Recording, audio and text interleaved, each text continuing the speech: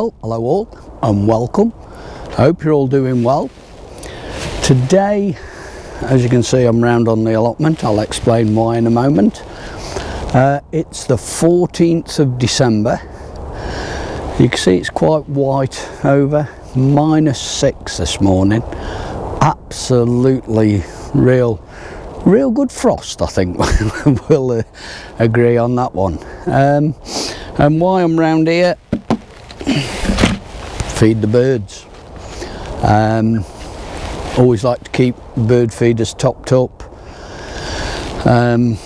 Put the fat balls, I've running out of fat balls, so that's something I've got to get, so I've had to eke them out a little. But I'm also round here to just have a look at some of the veg that I shall be having for Christmas dinner. I think we could say, I think the best way of describing it is good, the bad and the ugly. In fact, I think rather than me explain, I think the best thing is for me to turn you around and show you.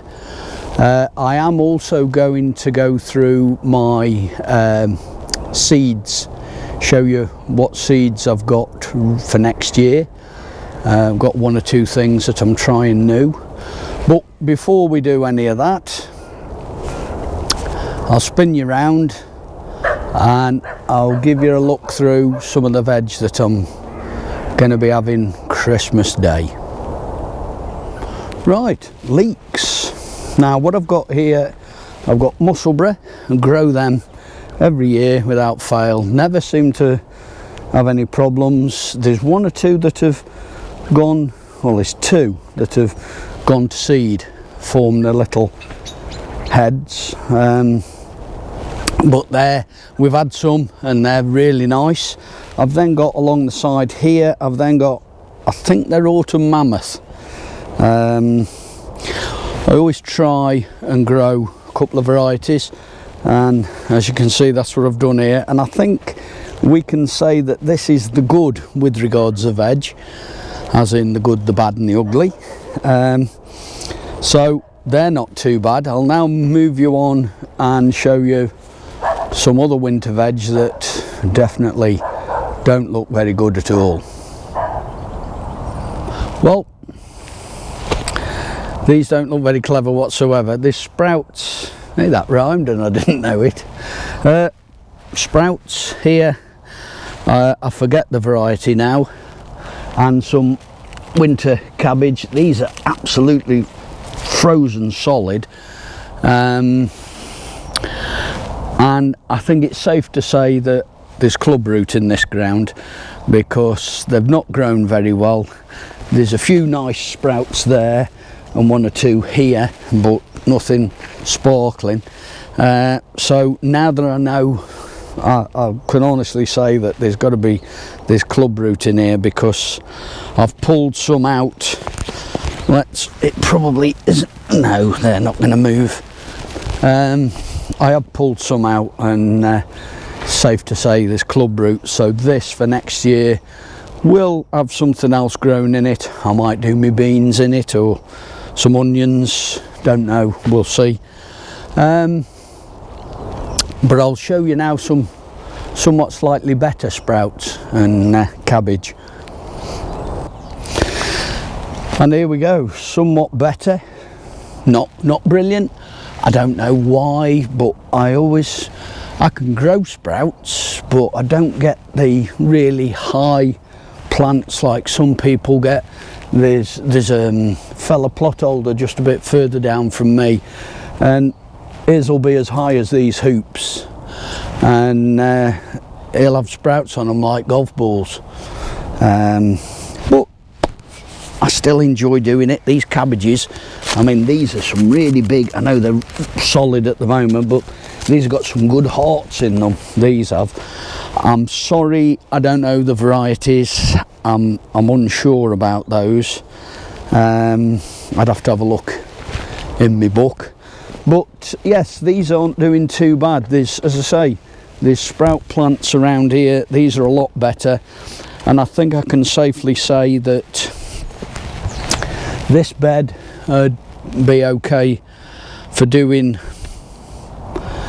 brassicas in again next year, because none of this looks like it's got club root. As I get them up I'll check, but more on that later when I go through the seeds. So I think the thing for us to do now is get back home, I'll get a brew on, and I'll get and show you what seeds I've ordered and what my plans are for vegetables that I'm going to grow for next year.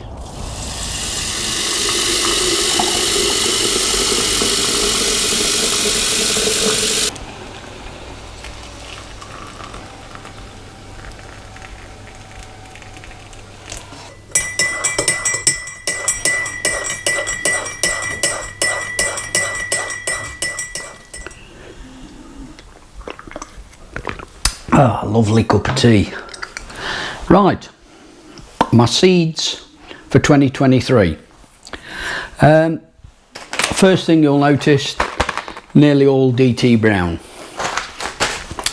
Now, I'm not sponsored by DT Brown. I've got no affiliation with DT Browns at all. They're not the only seeds that I use, because if you look here, Mr. Fothergill, and I use others as well, but a couple of reasons with DT Brown. I always find it's good seed, full stop, and that is obviously important. I get good service from them, and also with these, I think it was round about September time, they were doing an offer where they were doing seeds at £1 a pack.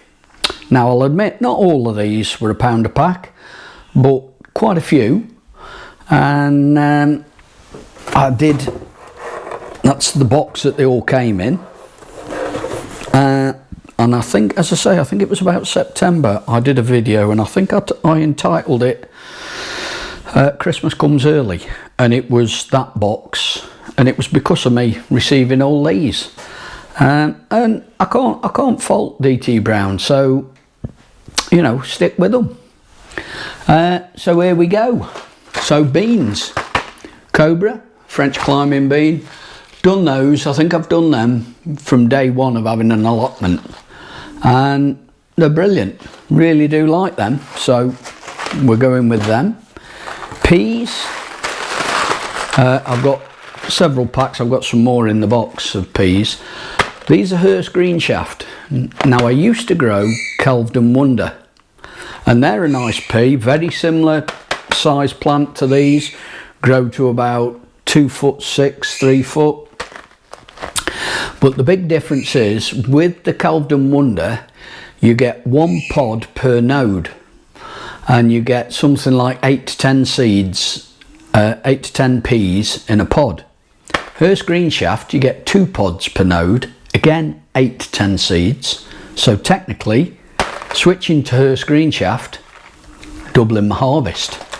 So we're going with those. Sweet corn, Swift. I have tried other varieties in the past along with Swift, but I really like these. Get good harvest, nice tasting sweet corn, so we're sticking with those. Tomatoes, something that I've never done before now is pink Brandywine. Never done those. They are a large, like a beefsteak type tomato, I believe. Sweet Million and Crimson Crush, done them before, very pleased with them. In fact, the Crimson Crush I've done for quite a few years now.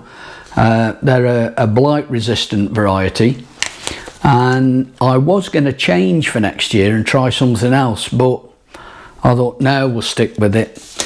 Besides these tomatoes, I also have my own saved seed that I call Bacardi. So that's tomatoes. Lettuce, I've got Lola Rosso, Salad Bowl and Navara.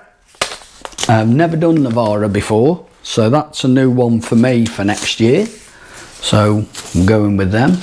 Spring onions, I have got others from other, but my number one favourite, Guardsman, as you can see, got several packs so I can get a continual sowing. Really do like those, the Guardsman. Parsnips, oh, it's another Guardsman. Parsnips, Gladiator, I've done those for 3 or 4 years now, and again, once you get them to germinate, that always seems to be the thorn in the side with parsnips, is getting them to germinate. I think a couple of years ago was almost disaster. I tried them in pots and tried them in wet kitchen roll, and nothing seemed to be working at all. And in a fit of frustration, I just literally went like that with my fingers in the soil on the allotment, sprinkled the seed, covered them up, and adopted the sort of, well, you know, they'll either grow or they won't. And they were the only parsnips that came up. So maybe that's the approach. You've got to be a bit aggressive, shall we say, I don't know. But Guardsman, very pleased with those, so we're sticking with them. Beetroot, now then, I've got 2 lots here. One lot you've never done before. Bolt Hardy,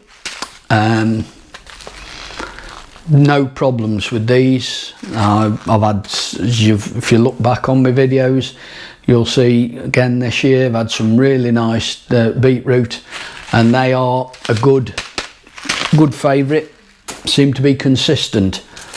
And then I've gone here with Monobra. Now this is, I believe, I may be wrong, and correct me if I am, but this is a little bit like Solyndra. It grows, for want of a better way of putting it, it grows a bit like a carrot, more of a long Solyndra shape.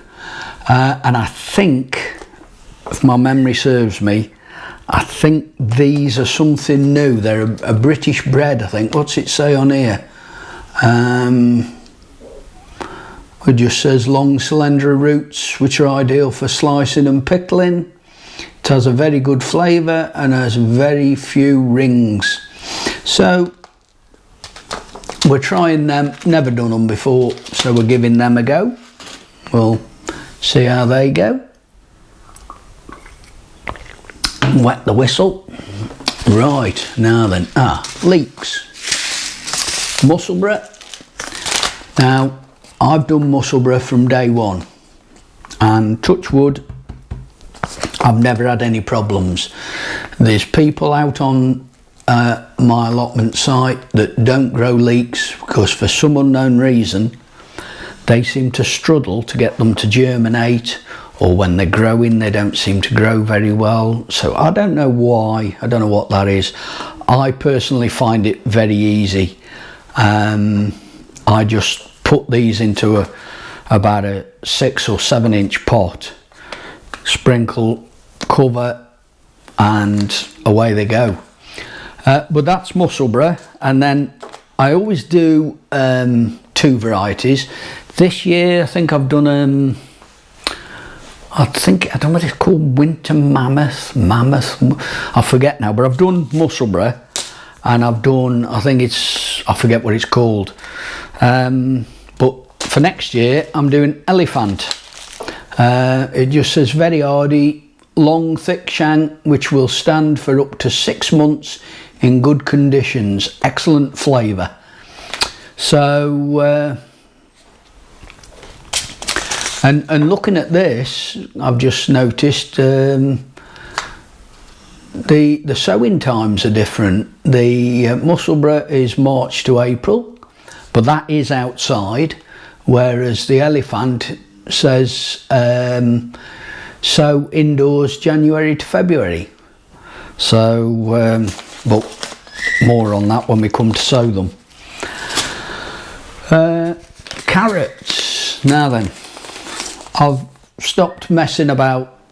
At this year, if it hadn't have been for my barrels, and the veg truck, I would have had no carrots, all bar one, from off the allotment. I don't know what it is, but trying to grow them in the ground, they're just for me it's been a complete waste of time.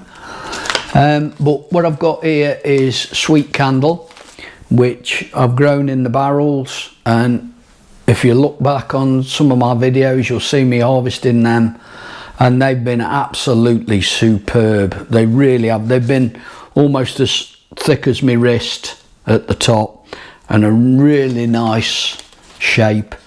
But what I'm also doing this year is I'm doing Nazareth F1. Now these, I believe, and again, you know, I may be wrong, but I believe these are a British bred carrot that will, it's along the same lines as sweet candle.